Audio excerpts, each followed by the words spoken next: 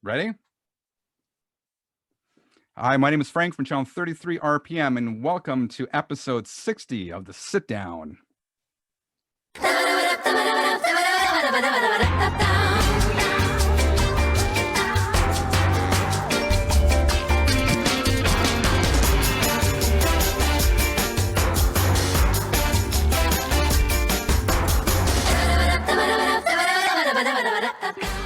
Boom. Boom. First take. Yeah. He's been on camera before. I've obviously spent too much time in my basement by myself talking to a camera. You got it down packed. Is it just me, or does sometimes you feel like you're in Wayne's World when you're in your basement doing these shows, right? Totally. Especially when I did it when I first started, I did it with my friend, and we were totally like, felt like Wayne and Garth sitting in our basement. Absolutely. I get that feeling too. I saw you shared your first video Oh yeah. on a few occasions. Yes. It's yes. Interesting. You had less gray in your beard too. I know. Even I look back a few years ago, I'm like, man, my hair was just like completely black. I don't know what happened. And then yeah, gray happened. I guess kids happen and life happens, but it sneaks up on you. That's for sure. So for people watching and don't know who Frank is, can you just give a really quick overview of who you are, what you do? Yeah, sure. I have a YouTube channel called Channel 33 RPM, channel33rpm.com, and I do a video, roughly every week, just talking about records and vinyl and music and all that sort of related stuff. So kind of what you guys do on a weekly basis as well, except I don't usually have guests. It's usually just me talking about an issue I find interesting related to music. Right. When was that first episode? The first episode, I think Channel 33 RPM is almost almost as old as Funky Moose. The first one was in October of 2014. Okay. Yeah, I think you started around that time too, right, Mark? Yeah, June 2015 opened. Yeah. You were on an episode, were you not? I was. Yeah. Remember that? I do. It was awesome. The one and only time I've actually met Mark face to face in real life. Yeah. He was in Alberta, I believe, going to Red Deer to pick up like a huge haul of records, and he stopped by. Somehow we managed to find time to record a video, and I remember that was a lot of fun back at a Royal Place in Edmonton. Yeah. I thought so. Yeah, because you're in Manitoba now, right? Yeah, we live just outside of Winnipeg. Right. Originally from here, but the old saying, "Go west, young man." So we went west in 2005 when we lived in Edmonton for 12 years. In a former life, I was a newspaper reporter. So I used to be a political reporter for the Winnipeg Sun, and I got a transfer to the Edmonton Sun. So that's how we ended up in Alberta. A political reporter. Yeah. I used to, politics is my thing. So, at the time in the early 2000s, going to Alberta when Ralph Klein was premier, I thought, man, this is gonna be a lot of fun. Plus they offered me a raise. Plus it was Alberta. So that was the place to be at the time. So I stayed with them until 2011, and it was a lot of fun. But of course, newspapers, magazines, those are all going downhill in the sense that people don't want to pay for news anymore. So I saw the writing on the wall. So I kind of left that industry while I still could. Hey, I'm Mark. I'm Joel. These episodes of the Sit Down podcast are brought to you by Funky Moose Records. Subscribe to the channel, like this video, comment below, and ring the bell because it really helps us out, you guys. And check out funkymooserecords.ca for all your used and new records and accessories and merch. See, and that's one of the things in my business that I would like to improve on is how to find ways to talk or to get the news to talk about you, because I've been in a positive way. Negative way is easy. Just pull some stunt and they'll write about you. But in a positive way, luckily last year there was a reporter here from CTV, local CTV. She got put on our track by a mutual friend, and she came over and do a video about Funky Moose Records, how it started and where it started and where it's at now. And so we kind of rolled into that by accident. But then ever since, it's like, and I had one newspaper article way back in 2015, 16 when it just started.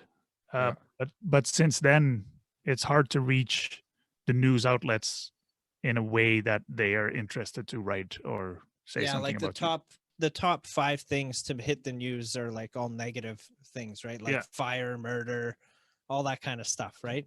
COVID. If you do any of that, you'll be on the news. Yeah, exactly. As they say, if it bleeds, it leads, and you don't want anything bleeding. So. No.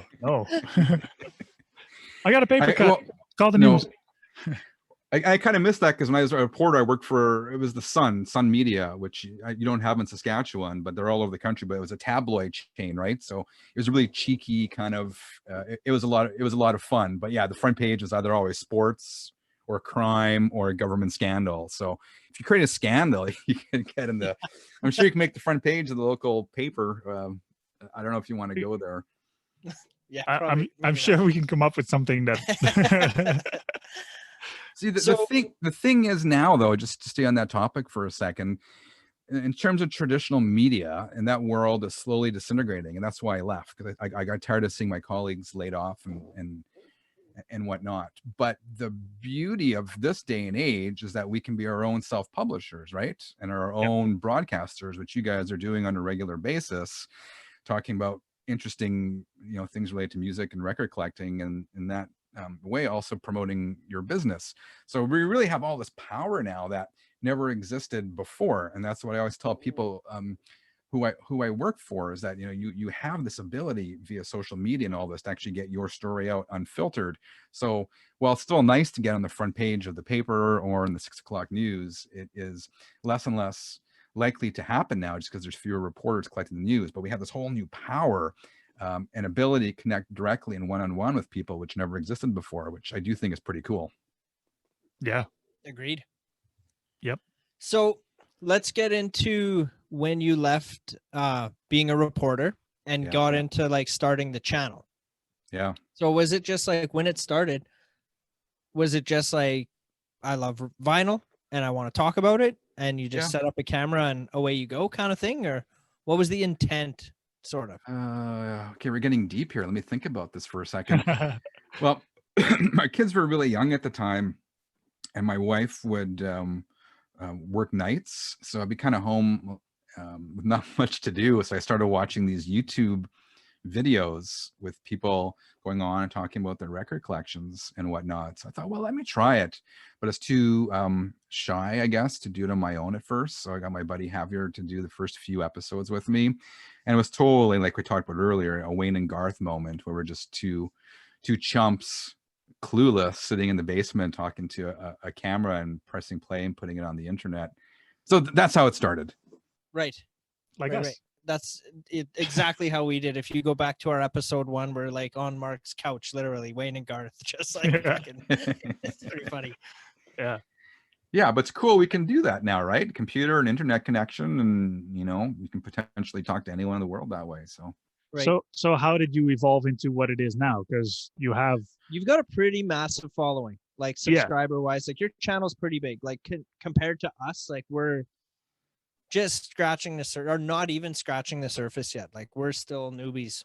Yeah, for sure. Well, you're getting close to 1,000, so I'm rooting for you guys that you'll get there.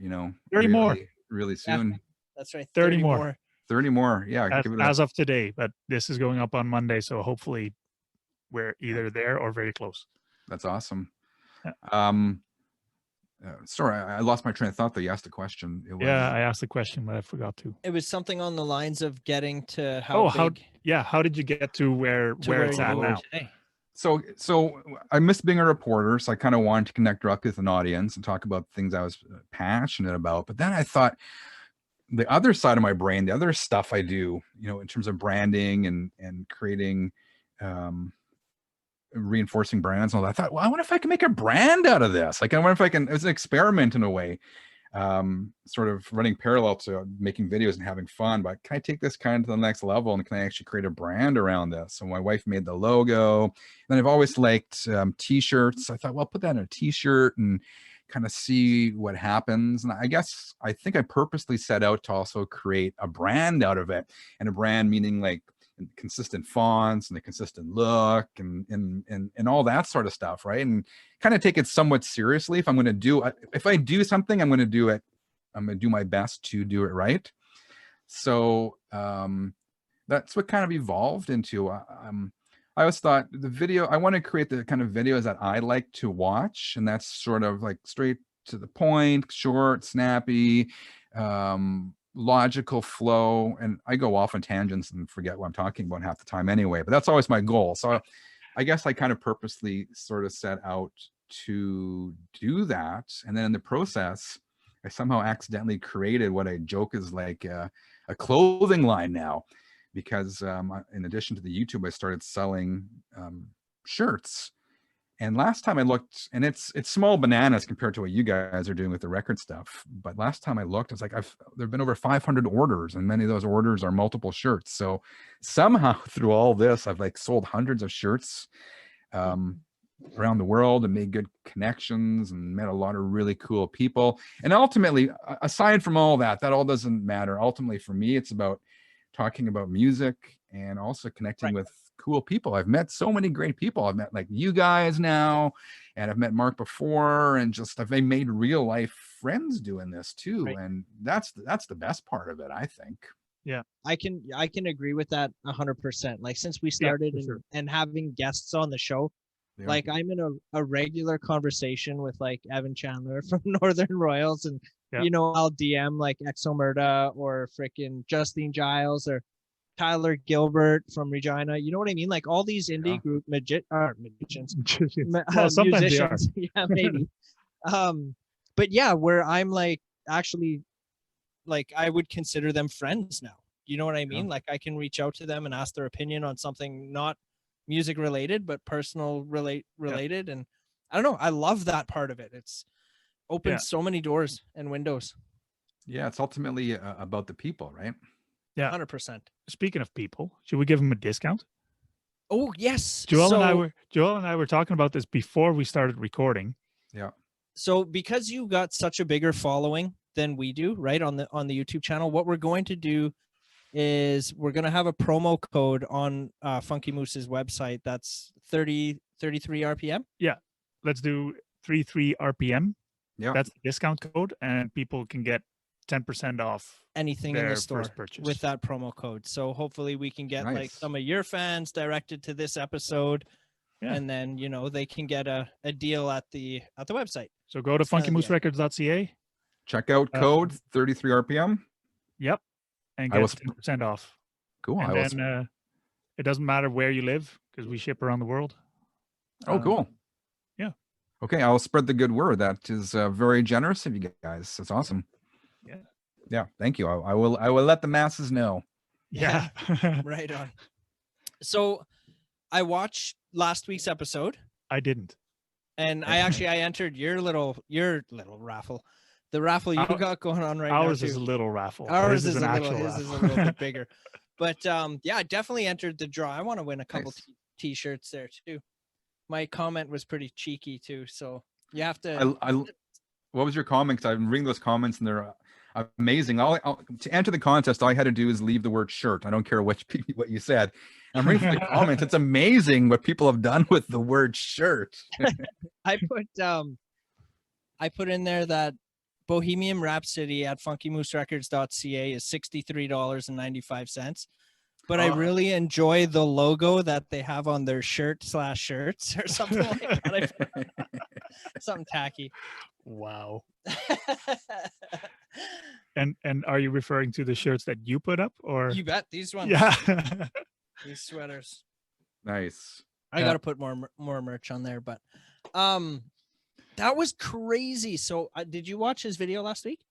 No. He's talking about how Walmart is starting to sell vinyl records now. Yep. I don't know if they are in Prince Albert or Saskatoon. Do you know? Saskatoon for sure. London Drugs too.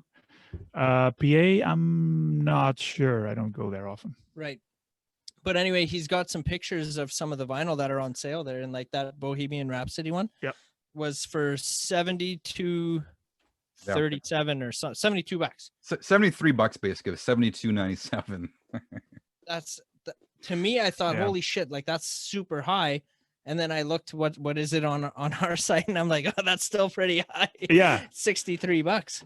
And That's an expensive record. I honestly don't know why, because it's just a record like anyone else, but it has Queen on it. I mean, I'd pay for it, but you know, I'm a Queen fan. Well, yeah. But then if you look at, for example, Neil Young records, they're all expensive, except Really? for a handful here and there. Okay, so when's the last time Neil Young put out a record, though? Well, it doesn't matter now, doesn't he? Like, yeah, but all the reissues too, and I think it has something to do with some of the mastering process and the way these records are produced. But I think the mastering is what makes it expensive for some reason, as in puts value on it, not because mastering is more expensive if you do it right. But like, what about quality wise? That's what I'm saying. Like the mastering for this specific record for vinyl, it's probably some sort of remastering process that's more complicated than a regular master or something. I don't know. Crazy. Well, that was one of the interesting topics. And then you had your Black Sabbath album that you were talking about, and he bought some. This one? Not that one. I put that there just to see if you'd noticed though. I don't know. I did notice. I was going to ask about that. Is that the box set, or is that the single LP? No, that's single. That's my copy. Nice. But yeah, so he was having a rough go. Was it through Amazon? Yeah, so it's through Amazon. Yeah, it's through Amazon as the new Black Sabbath Volume 4 box set, and the price went down to $120, $116. Like, okay, good deal. I got to grab that, and it came, and it was the German pressings. There's two pressings of that, the U.S. and the German. And I rarely buy box sets, so that's one of the few box sets I've ever purchased. It's really nice, but then I wish I could show you the pictures here right now, but I've never seen a record so badly scuffed in my life. And I say a record, it's a 5-record set. You know, so a total of 10 sides. And I would say 5 or 6 of the 10 sides were like scuffed, looked like sandpaper. It was really, really, really, really bad. So I did something bad. I put in for an exchange through Amazon. They sent me the second box, and I Frankensteined the 2 boxes to get the best records out of those. And then I sent it back. And then, but one of them was still bad. So I got to give Rhino credit, Rhino Records. I emailed them, and I didn't play the I'm a YouTuber card, because that's not cool. I didn't want to play that card. I was just frank. And it took them a couple of weeks, but they got back to me today, and they requested photos of the damaged record, and they're going to send me that replacement for that one free of charge. So that was cool. So shout out to Rhino. They did make good on it. But I've never seen a record that bad. It was horrible. On the positive side, it generally didn't impact the playability or the quality of it. There's some quieter passages on one of the records where you can kind of hear it, and that's the record they're replacing. But man, I don't know what's going on. Like the quality control on that one was terrible. I know people talk about quality control of records and blah blah blah blah. Typically I don't have that many issues, but I did have an issue with that one. It was over the top. Yeah, I mean, we sell quite a few records. Oh, what are you showing me? Just the picture he has on his video. Oh, jeez. Yeah. That's crazy. Isn't that bad? Yeah. That's bad. That's if that's a used record, we don't even add it to the site. I know. Yeah. It's brand new, like sealed. And then people are like, oh, it must have been in paper sleeves. I've never seen that kind of damage from a paper sleeve, but it was in a polyline sleeve. So it wasn't a paper sleeve. It was obviously something at the record pressing factory, and I don't know what they did. It fell on the floor, somebody stepped on it, and then they put it in anyway. 5-second rule, right? It sure looks like that, right? But the odd thing was, like the second record, the second box I got, it was a little better, but it wasn't perfect. And if you go to Discogs and read the reviews of that particular box set, the German pressing, it's a common issue. Really? Yeah. Yeah. So obviously Rhino is aware of this. They must be. Because if you go to Discogs, look at the German pressing, there's several comments about badly scuffed records with that particular box set, which is too bad. Yeah. See, we're in the process of should we say that? Yeah, I don't see why not. Okay. I don't know why we're holding this information. I don't know. That's what I was talking to you about. But anyway, so we're in the process of releasing a record for a Winnipeg band, Northern Royals. You should hook up with them. I think you should too. Northern Royals. Northern Royals, yeah. They're a Winnipeg band, and we're helping them release their EP on vinyl. Okay. And we actually had this discussion not that long ago, like last week or something. We're supposed to have another one tomorrow. Right. Don't forget. Yeah. Anyways. But it was about, so we press X amount of records. What happens if, records are damaged or like whatever. what happened to you? Yeah. What if like, because we only ordered X amount of records, right? Yeah. So if we're selling them and 10 or 20% of them are coming back looking like the ones that you got, like, what do we do? Yeah. I'm gonna have a word with the pressing plant for sure, right? But that was like just one of the conversations that we need to get a little deeper into with the band. But and of course, when Rhino presses something, they don't do a few hundred; they do tens of thousands. I'd assume. But yeah, that pressing plant definitely dropped the ball there. But I mean, if that happens to us, the conversation was like, okay, so actually, Evan, he bought a different record unrelated, and it was warped or something, or there was a scratch on it. There was a scratch on it, and he was asking about like, what do you do in this situation? And then we were like, well, try and clean it first and see if that, like, maybe there's just something stuck in there. Yeah. So and then I kind of got on the record store side of it, and it really doesn't matter. So when you have a bad record, normally you would go back to the store and say, hey, I want an exchange or whatever, whether it's Amazon, Walmart, or Funky Moose Records, whatever it is. You go back to the retailer, and then it starts who pays for that damage. Sure. Because eventually it'll be Funky Moose Records because or our distributor, because the pressing plants usually don't take ownership.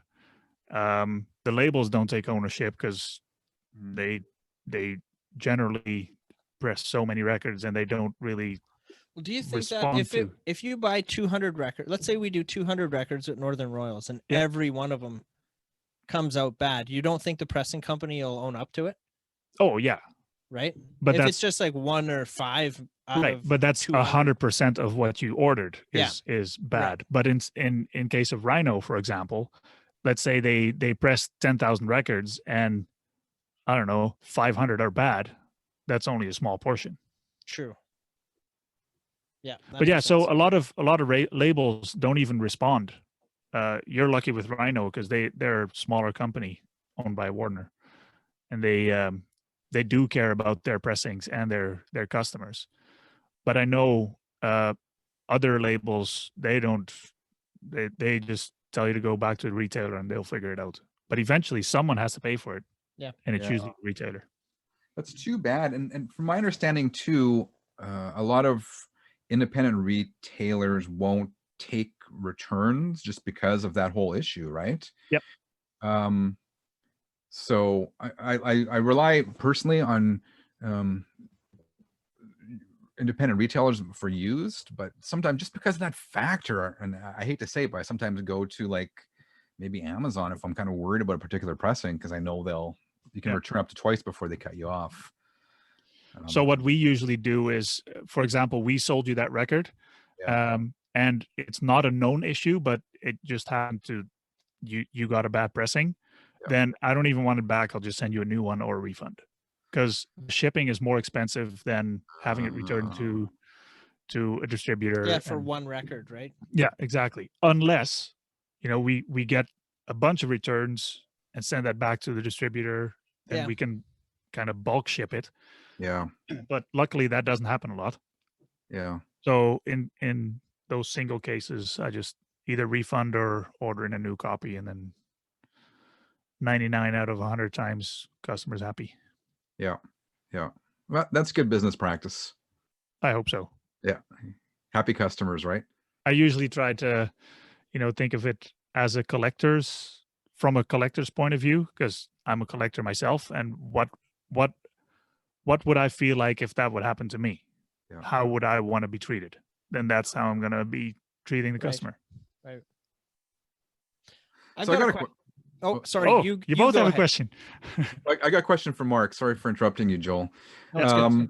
So how do you know though?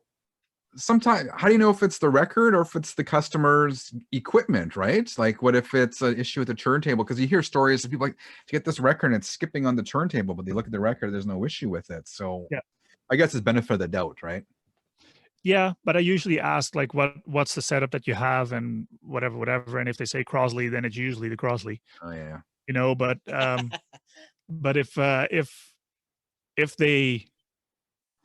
I feel like they know what they're talking about, and they have, for example, a project debut carbon with a Marantz setup and whatever, usually those people kind of know what they're doing. Yeah. So if they come back to me and, okay, this thing skips. Okay, well, what turntable do you have? Well, this and this. Okay. Do you happen to have another turntable that you can try it on, or a friend? Yeah. And then, I mean, if the answer is no, then the answer is no, of course. But you're recording this, right? Yeah. Okay.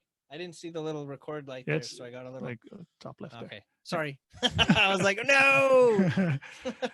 Yeah, no. So I usually start a dialogue, a conversation. I hate it when, you have to open a support ticket or whatever. No, when you have an issue, you talk to me and we'll discuss it. What's a support ticket? Well, if you have, for example, the bigger retailers, you have to open a ticket with their support team, and then hopefully you get an answer soon. Right.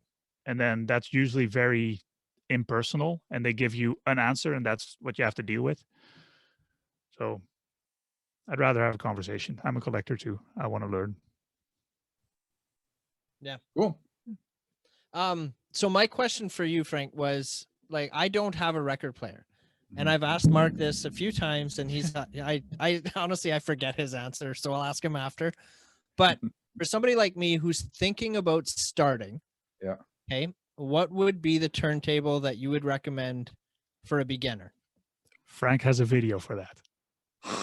I was actually thinking of doing a new video on it. Like, oh, okay. I get asked that quite often. Like, first serious, like first decent record player, what do you buy? And then, I mean, it comes down to budget, newer, and whether you want to go for new or used. But Mark, tell me if you disagree. I think in terms of new turntables, like the manufacturers you want to look at are Project, Fluence, and U-Turn. I think those are the three. And Audio-Technica. A lot of people like Audio-Technica, yes. The LP120X is usually one that gets recommended a lot. Yes, it does. So Audio-Technica, yeah, LP120. I'm a not the biggest fan of Audio-Technica, but they are very popular. Yes. Yeah. Right. No, and I get that. It's not a turntable for everyone. Yeah. But yeah, continue. I'm not sure where else is going to go, but those are the ones. Yeah, so Audio-Technica. There's also the LP60 if you want to kind of go a little bit lower, right? Yeah, that's I usually call that the bare minimum. It is the bare for sure. Yeah. But what I like about Fluence and Project and U-Turn is that they're all highly upgradable, right? Like the base models are all very similar, and just what kind of goodies you want to add on top of that, right? Like if you're buying a car, you get the base model, they want the air conditioning and the sunroof and the fancy tires. If you don't buy at the beginning, you can always get those fancy tires later. So I love those ones because they're really highly upgradable. Fluence seems to be making a lot of waves lately, and they seem to offer a lot of bang for the buck. Project is my personal favorite. They're made in the Czech Republic. And I've never had a single issue with my Project debut carbon, which I've had for like 7 or 8 years. Rock solid. That thing's been rock solid. And, I think U-Turn does a fairly good job. And their tables are fairly basic. They're for the people who don't like to tinker too much. And you know, it's pretty close to plug and play, but they do have some nice ones as well. And all of those, like for anywhere between $200 and $500, $200. I'm talking US dollars, but for Right. $200 US, you're in the game, and you can spend up to $500 for sort of their premium models. But yeah, those Yep. are my three go-tos, and I've tried them all, and I own all three of those brands, and I can attest to all of them. Yeah, I have a U-turn Orbit custom. Oh, do you? Um, I didn't know that. Yeah. Actually, the owner of U-turn tried Yep. to order a groove washer product off my website. Oh, really? Yeah, he called me and I was like, "You're in the US, aren't you?" "Yeah." "Well, groove washer's made in the US. How about you contact groove washer directly, because it doesn't make sense for you to buy something in Canada and then I have to ship it back to the US." Yeah. You're like, "Oh yeah, okay, that makes sense." And then I go through through the abandoned checkouts in my on the site, and I saw his abandoned checkout, and I look at his email address, and it was like at uturn.com or at uturnaudio.com or something. It's like, wait a minute. So I emailed him back and I said, "Did I have you on the phone today?" And then I did a little bit more Googling, and he was like the co-owner or co-founder or whatever. Okay. So we started chatting, and I was like, "I want to try one of these turntables." He was like, "I'll give you a deal on it." Sweet. Nice. So yeah, U-turn is definitely a good brand too. Let's get him on the show. Yeah, why not?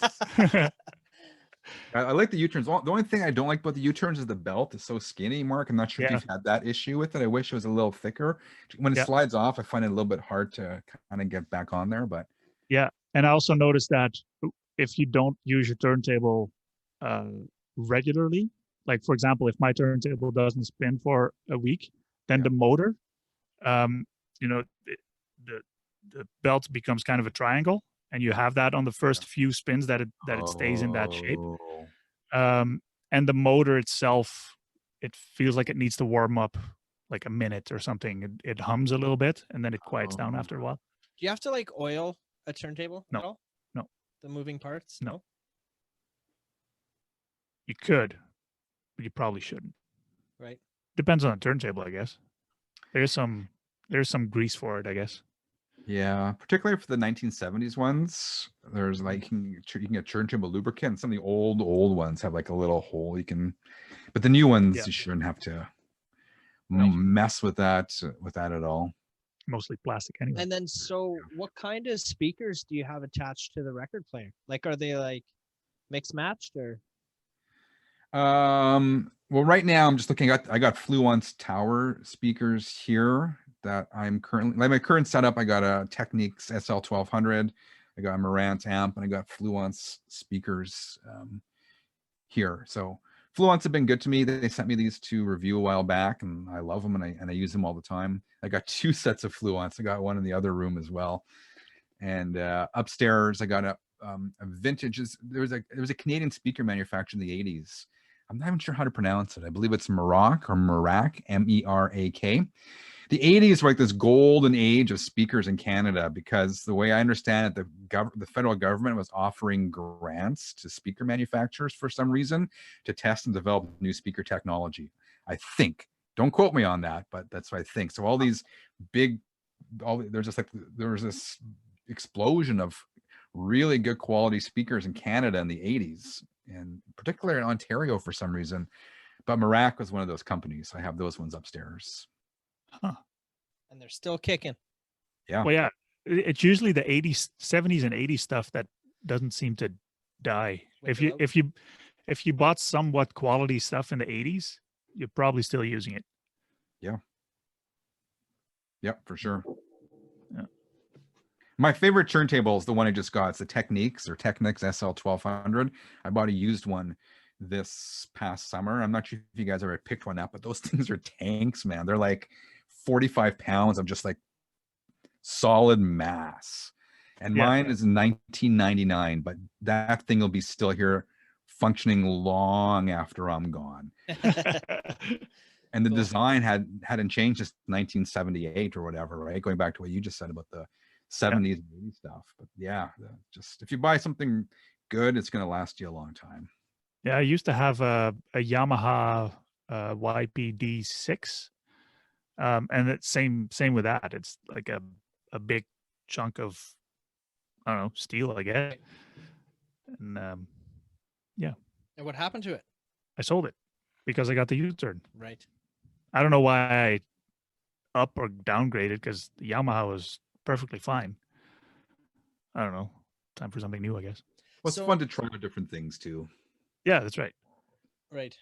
How often do you play a record on your turntable? Like, is How it a often? daily thing for you? Well, you know what? It's been a funny year with COVID. I have an office job, so our office essentially closed a year ago. So I've been working. My music room is also my office now. So one of the luxuries of that is you can listen to music all day while working. So I probably listen to a couple of records a day. To be honest, I've also gotten into some hi-fi or high resolution streaming this past year. When you're working, it's good to listen to music, but sometimes it's annoying to stop every 20 minutes once you're like really deep into something to flip the record over. Yeah. So, Yeah.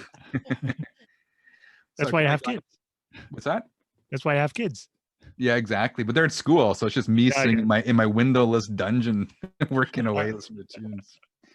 So it's a COVID year, so I don't know. Like in I call them before times, before COVID.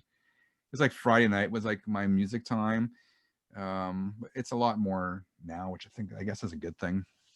How about Right. you guys? You listen to a lot of music? Well, listening to music all the time. Yeah. But for me, just to get back to your high res streaming, Yeah. which platform did you choose?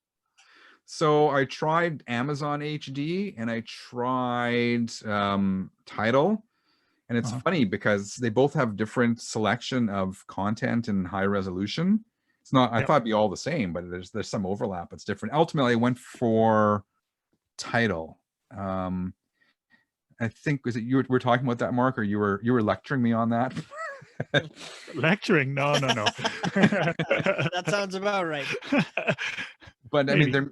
they're musicians, and apparently they pay out more to musicians. And as much as Amazon is convenient, they do scare me a little bit. This huge multinational. They're like the online version of Walmart, right? Where they have their tentacles and everything. It's kind of scary. So I went with Tidal. I mean, in terms of sound quality, I couldn't decipher much of a difference between those two services.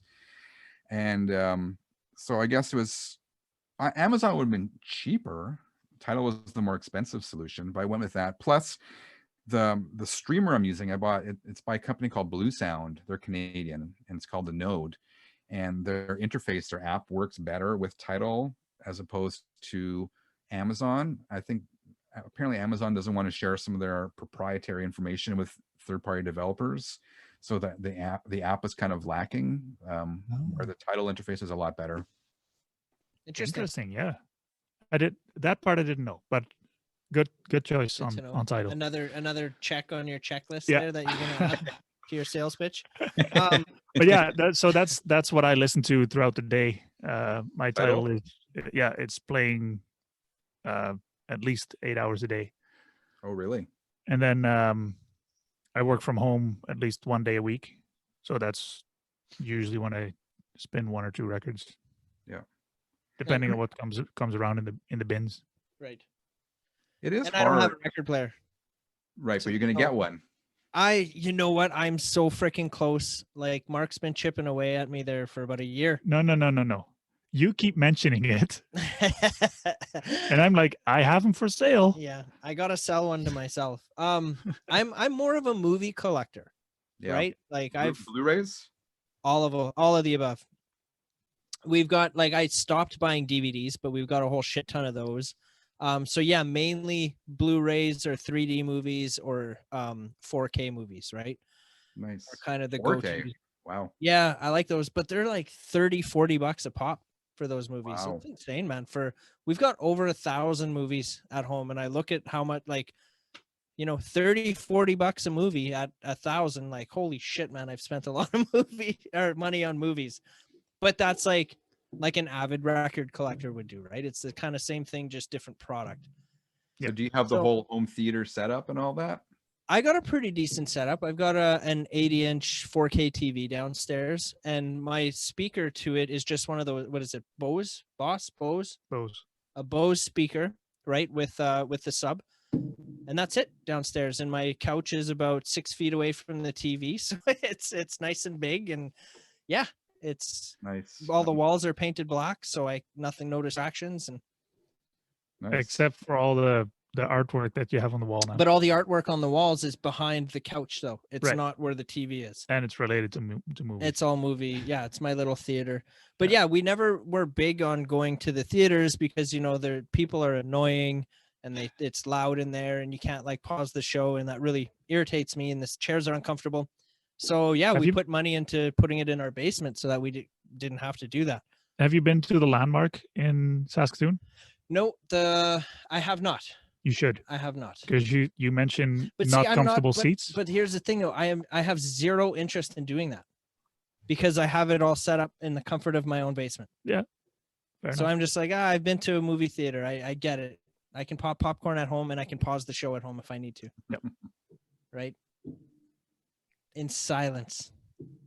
But yeah, so that's kind of where I'm at. So I'm like, since working with Mark here and learning more about records and everything, I'm like, I haven't bought a movie in so long, and I'm just contemplating, do I want to put that money into records? Because I'm the guy who'll just put it on like a YouTube playlist or whatever, and I'll listen to it there for free.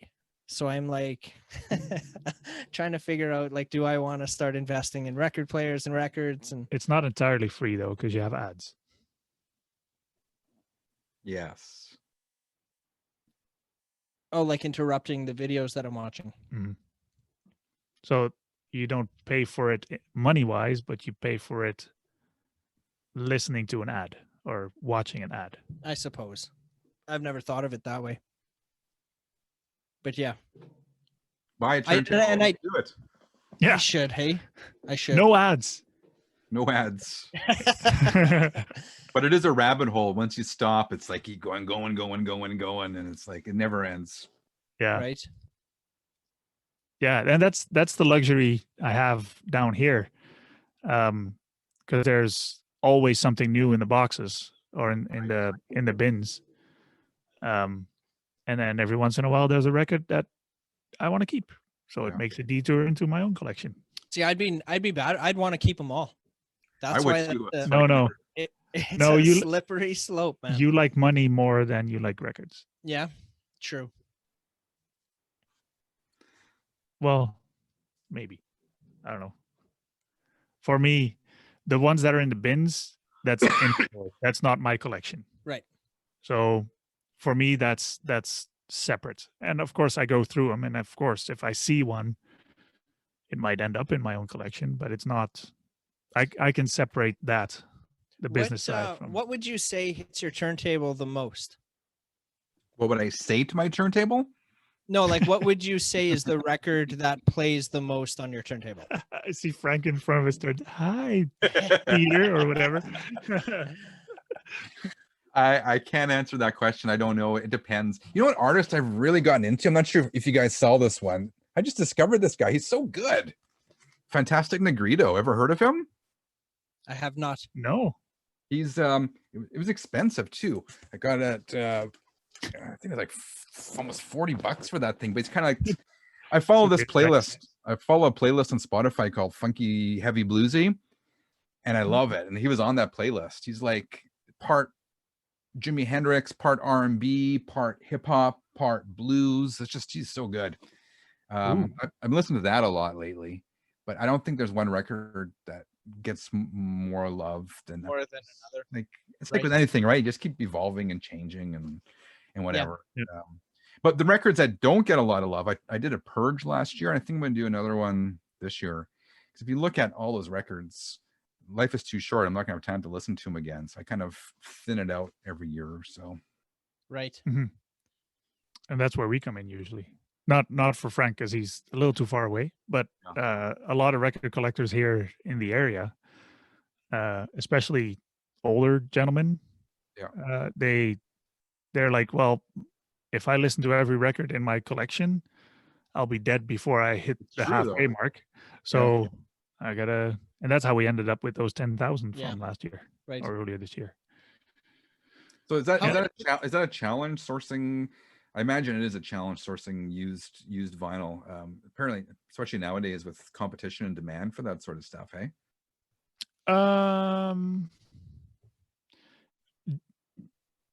That's really a conversation you should have with Jeremy, because he's in charge of that. Oh, But he's your buyer, right? yeah, but in general, not so much No, good. a big issue, because he keeps an eye on the buy and sell and whatever, and he's in various vinyl groups as well, and just keeps an eye out. But especially last year when we had that video for on CTV, Yeah. the phone didn't stop ringing. Like, Oh, nice. hey, I saw your thing on CTV. Do you buy records? Well, that wasn't the purpose of the CTV video, but yes, we do. Yeah. So that's how we ended up with quite a bit of records, and we actually had to expand on our storage to store all of those. Nice. So yeah, we've been plucking away at that for the past year, and what would you say? How many would you say are left to go through out of that big buy? I don't know, half. So about another 5,000 to go through yet. I think, I don't In know. the vicinity. I haven't. See, the thing is, Jeremy keeps buying smaller collections too. So, and I can't see where that record Right. out of which collection that was. So I just see the records coming in, and I don't know which collection that's from. Right. Which it doesn't matter where Yeah. they're from, But yeah, it's interesting to see. Like, you go into people's basements, and people have been collecting for, like, for example, this gentleman that sold us the just over 10,000 records. As we were walking the boxes out of his basement, he was still alphabetizing them and putting dividers in, like, oh, the S should start over here, and then he goes through it and he puts a divider in there, and now you have it in order. And we're like, it doesn't matter, because we're gonna go through all of them anyway. That's But his baby. But yeah, I mean, he's probably been collecting for like 40, 50 years. I understand that you don't just let that go, right? Yeah. And we bought all of his records. Nothing was left. And in your case, like, when you purge, you have like I don't know, a few boxes full that you might want to get rid of or something, or a smaller part even. Last year's like 200 or 300. I won't have that many this year. Yeah, and it's records that you don't listen to anyway. Yeah. People say, how can you purge? Aren't you going to miss that? Well, no. I mean, you're not going to listen to them, right? And you put the money to something else. I put that money towards a new turntable. So if I ever think, oh, I missed that certain record, and I look, well, no, I got that turntable out of it, so it's not a big deal. Yeah, Right. That's right. Yeah, the problem is, I mean, we hold on to these things, and some people have a really hard time letting go. But sometimes, if it's just sitting on your shelf collecting dust, seriously, what's the point of that? That's right. Yep. Cash in, make some money. We're at peak vinyl right now. Yeah. Potentially, right? So cash in. Now you can actually make some money on it, or at least break even or something. Yeah. Like that 200 or 300 records I sold, I put an ad on Facebook Marketplace, and they were gone. Every single one was gone that day. Same day. Wow. Did you sell them all together or individually?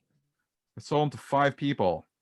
And the last guy came as a guy I know. He has a table at the local flea market, and he says, I'll just take everything else you have. And we worked out a bulk price, and there we go. It was all gone. And then we drank some beer, and that was it. So it was good. Right. Yeah.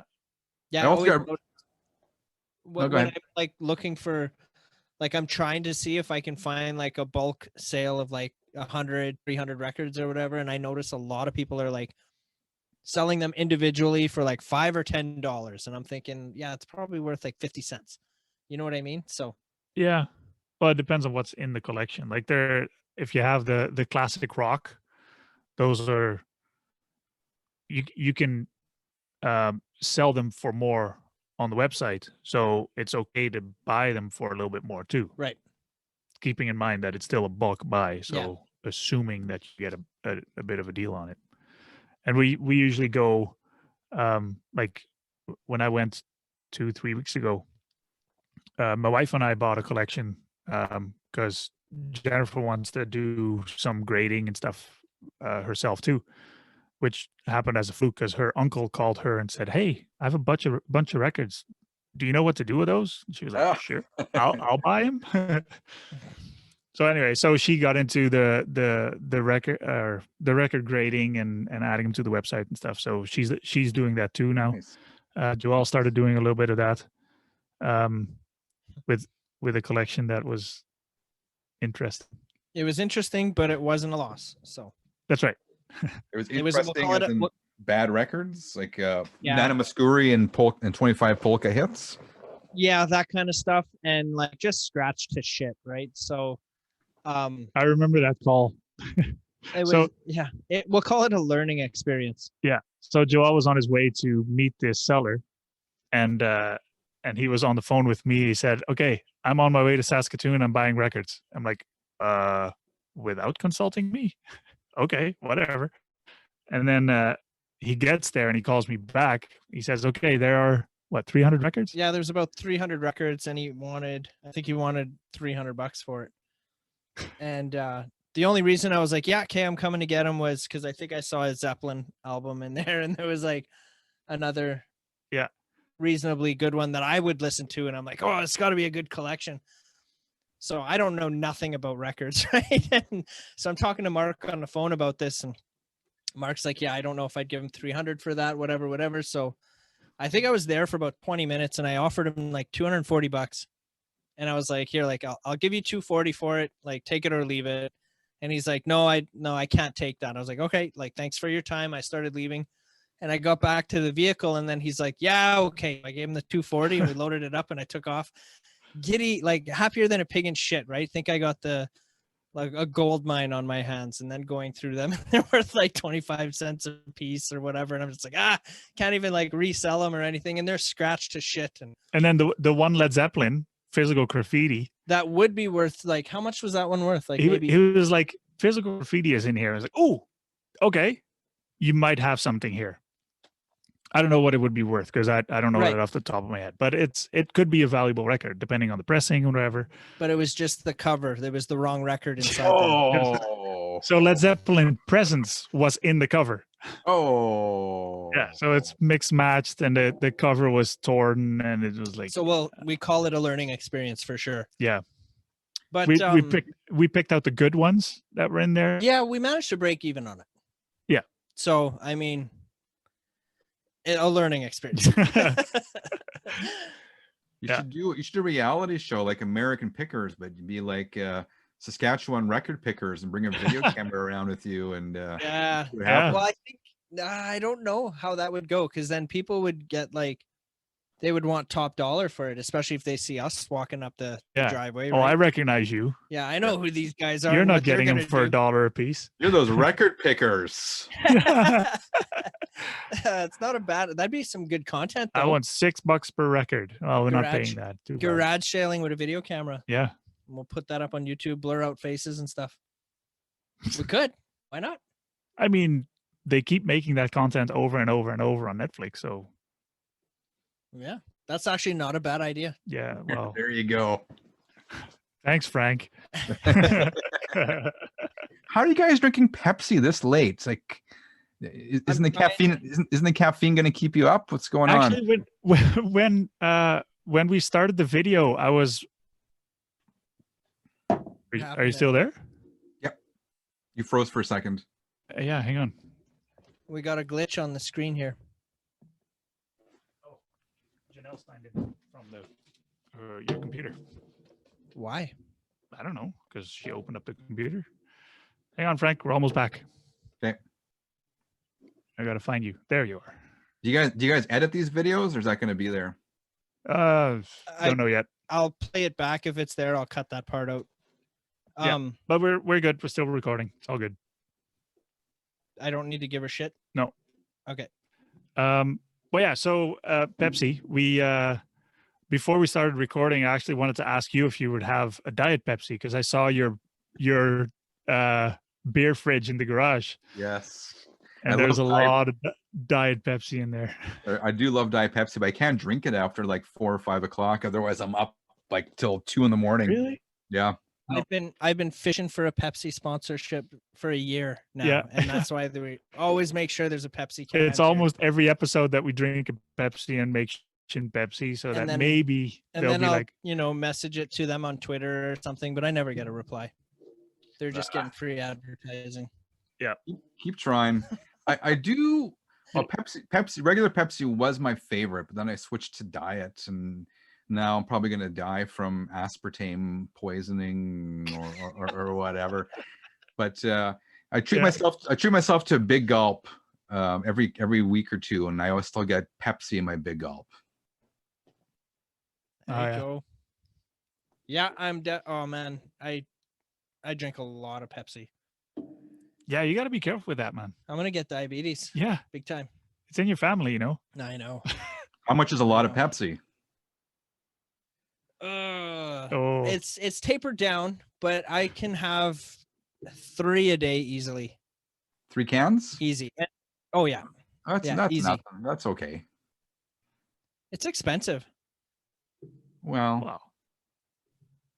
But it has cheaper to than be, milk. I can't get like a 2 liter, right? Because a 2 liter, you'll have a glass or two, and then it's flat the next day, and you're dumping it out or whatever. So it's got to be like, you can crack a can and you can get those mini ones.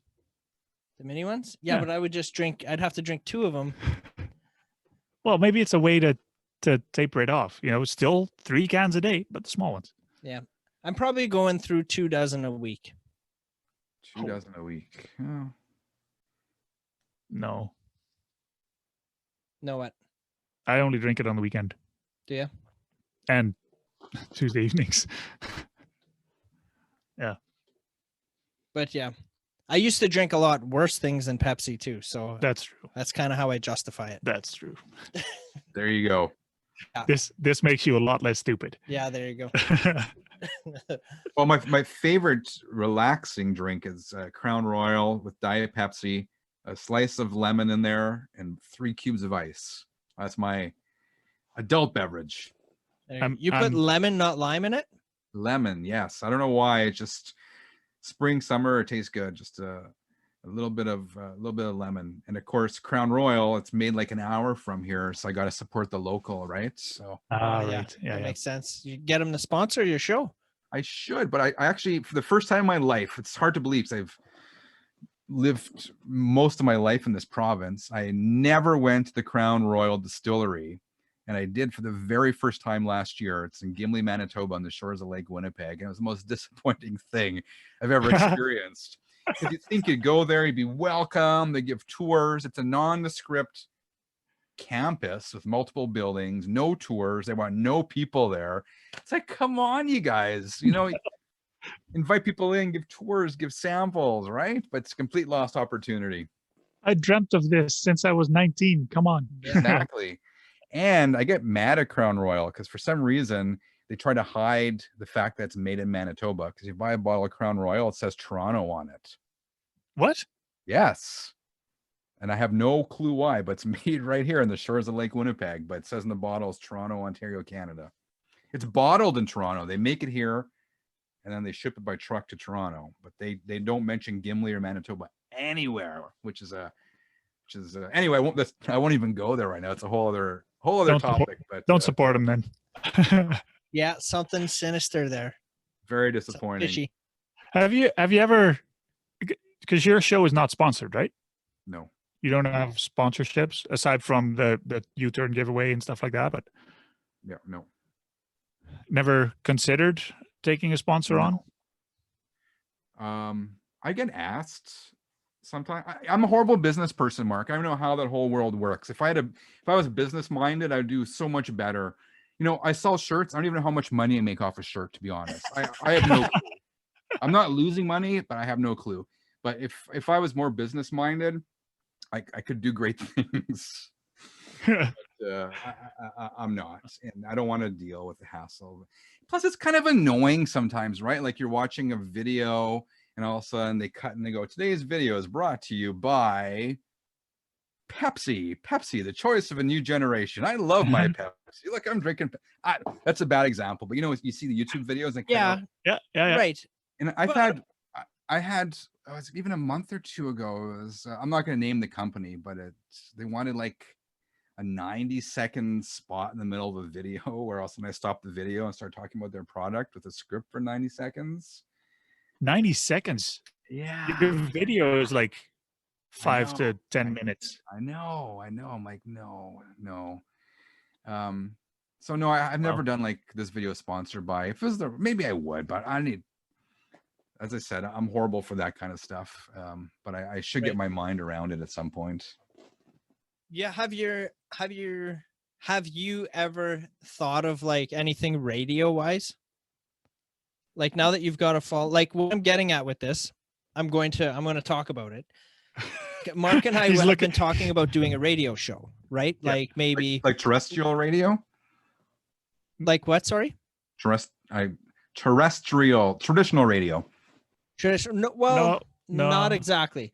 So here, I'll tell you the concept basically, because we put a call out on social media last week for music submissions. Yep. So basically, we put out the call for songs, and they're coming in. You got to get back a little bit, because we have artists on the show all the time. Yeah. And because we're putting this on YouTube, we can't play their songs 9 out of 10 times because companies like CD Baby will flag that right away, and then we can't play their songs. So we figured we have all these artists and no way to play their songs. So why not start something like a radio, not station, but a radio show? Okay. Yeah. So we put out a call to these musicians to submit their songs, and they've been coming in. So basically the concept is like these songs that don't get any radio play, we'll play them. Like we'll put them together. We'll like play a song, say a little write up about the song, who the band is, whatever, dive into the next song. And hypothetically, we'll do like, let's say 10 songs an episode, right? So we do one episode with 10 songs, and then we can put out a poll where people can vote on their favorite song out of those 10 from that one episode.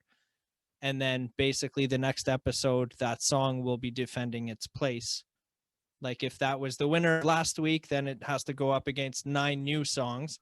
Then we'll do a poll and see how long that song can stay in first place or whatever.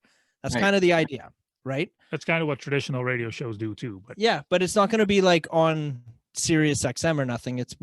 I don't even know what, like that's your department where we're going to put it. Yeah. So I'm assuming there'll be a link on the website to the show, but have you decided where you're putting it yet, or? No. Right. So it's unknown. We still don't know that part of it yet. Well, there is radio.funkymoose.ca I created. And that's the link will like the show will go on there for sure. But I haven't decided yet if we're going to put it on, like the Spotify, Apple Podcast, Google Podcast, and whatever. Oh, that kind of thing. We haven't figured out that part yet. Cool. But I mean, at first it was like, okay, are we getting submissions? And we are so far. So yeah, like we don't have enough at this point to like do an episode a week, but we sure shit want to get it to that at least, right? Yeah. So if we could play 10 songs a week, that'd be pretty awesome. But where I was getting at was like, if you were ever thinking about radio or doing something like that, because I think that'd be sweet if we did like 5 songs and then you came in and did a little thing, and then we can do the other 5 songs, something like that, do an ad. We'll get you to read an ad for Funky Moose Records in the middle of the show. You know what? I've never thought of, time is at such a premium, right? Between, if I'm happy to help out if you guys want help with that, but in terms of me starting something, no, because time is at such a premium between work and kids and family and shoveling snow and mowing lawn and trying to do in the same week. Exactly, and that's how it works in the prairies. So no, one day, I mean, I might try to do great things, but for now I'm just trying to keep my head above water. Like I was doing 2 videos a week, and I just said I got to cut back. I can't keep doing 2 quality videos a week. It's just not going to happen. So there's so many things out there. What I do want to do, my next thing, I got time, I want to write a book. And I got the name of it already. It's going to be called Keep On Spinning. That's how I end all my videos, Keep On Spinning. And it's going to be a collection of essays about record. Basically, I think it'd be a collection of essays just basically covering the topics I've covered on the show. but in book format. And it's so easy to self-publish and all that stuff nowadays, right? And I think I have an audience for it, and I have a web store, so the pieces are kind of there. I just need to sit down and actually create content people would want to read. And I think I got the background for it too, because I went to journalism school, I worked as a reporter. So of all the pieces there, it's just a matter of sitting down and putting them all together. Yeah. That's I'm not pretty business. awesome. I don't have a business mind, but I think I have a creative mind. So yeah, that's my short, medium term plan. Maybe you should get together with a businessman. I don't know. Yes. I like it. I like business. I like money better than records. You guys are business people. Maybe I'll come to you for advice, because I know it's not, my mind doesn't work that way. I feel bad. Like I give things away to people for free. It's like, no, that's horrible. Why am I doing that? Yeah, I'm losing money. Stop doing that. I know. Well, not No. always, because that's that pay it forward mentality Yeah, too that I think sure. is worth a lot. For sure. Like you do good things for people, good things will come to you. I strongly believe that. Yeah. 100%. Yeah. So it's about goodwill too, right? And connections and all that sort of stuff too. So Yeah. And that's kind of what I base the business on too. Like I said, I don't have a big collection because I have the luxury of having, the inventory, but I'm still a collector. So I have that mindset. And I like I said earlier, I want to treat people how I want to be treated in a business. Yeah. So that means I'm losing money. Well, so be it. Yeah. At the end of the day, again, it's all about the people, right? Yep. Yeah. Would you say customer is always right? No. Yeah. I was going to that's not true. No. The customer's not always right, but in their mind they are. So there can definitely be a middle ground to whatever the problem is. A compromise or an agreement, and yeah. Cool. Can I ask you, Frank? I'm gonna put you on the spot and ask you, what was the last purchase you made from Funky Moose Records? Oh, from Funky Moose Records? Oh, it's been a long time. I'm sorry, Mark. No, I don't have a recollection of that. I got the first one I got was that Joan Jett record. Was it? I was customer number 0001, I think, and it was like a Joan Jett record. I think I Love Rock and Roll, and something else. Okay, I'm gonna look this up for you. I think the last one I bought was Pink Floyd, and it's probably like 4 years ago. Holy moly! Yeah. So how do you clean your records? I use the Groove Washer, which you have there and which you guys sell. The Groove Washer is fantastic for light cleans. And then for really soiled records, I use the Spin Clean. I'm not sure if you guys sell the Spin Clean or not. I can't remember. Yep. Yeah, we do. Which one's this? What's that one? The Spin Clean. That yellow bath thing. You just soak it in there, basically? Sure. You spin it. You put it in this. Yeah. You turn the record. Oh, I think, you showed me that. Yeah. That's right. Oh, you're not 0001. 2. Yeah. And you bought Danko Jones, Joan Jett, and Body Count. Right. So that was the second ever order was him. Frank. Yeah. Well, that's sweet. That's cool. And then his the last one. Pink Floyd. I was going to ask you, are those the ones that you purged last year? No, I still have them. Oh, okay. So this one you didn't buy, but I did send you. We had that 7-inch promo record. Yes, I still have that in that shelf right there. Nice. That doesn't count. So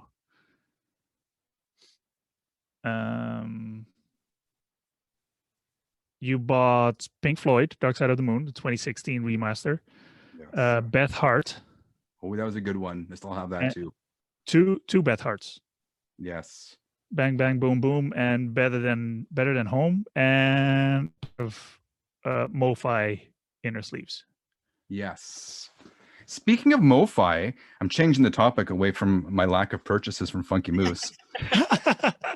That's part of what I teach my media training, is how to divert attention to topics you wish to talk about. So I'm exercising that technique right now. But I got a package from Mike over at Vinyl Storage Solutions, and I just cracked it open today. And he does these rice paper inner sleeves. Yeah, and the premium master sleeves. Have you seen those? Yeah, we sell them. They're essentially like a premium knockoff of the MoFi sleeves, but they're better and cheaper. Yeah. Anyway, it's quite impressed. Right? I just saw it for the first time like 2 hours ago. I was like, wow, that's really nice. Yeah. So you have some here? Yeah. Go get them. Those are the ones you've been using. Are you serious? Yeah. The ones that I used all of. Oh, you used them all? Okay. The inner sleeves? Yeah. I got one right here. Yeah, so it looks exactly the same as the MoFi sleeves. Yeah. Right. Yeah, there you go. Yeah. But the what's it called? It's a sort of plastic, and it's thicker than the MoFi sleeves, and they're cheaper. Yeah. Right. Sweet. I don't know by how much cheaper, but they are cheaper. I just looked it up. It is $12 for 25, I think, is what he sells them for. Yeah, I think we have them for 12. Let's see. Premium master.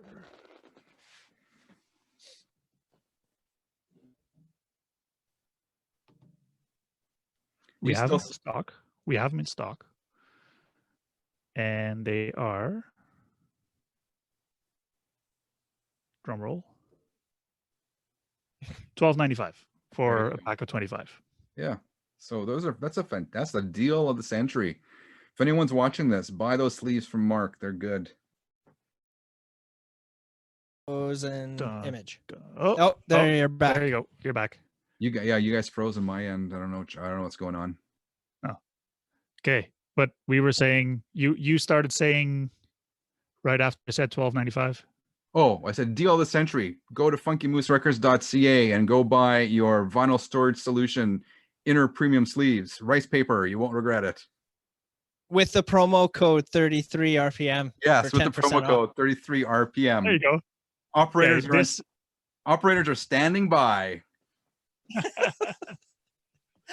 We should make a super cheesy video one time where, you know, those infomercials where someone is holding a bowl of, I don't know, they're like mixing something and they're trying to do something on the phone and they're dropping their phone into the bowl of whatever they're making. Yeah. Does this happen to you? With the website flashing on the bottom. Yeah, exactly. We should do that.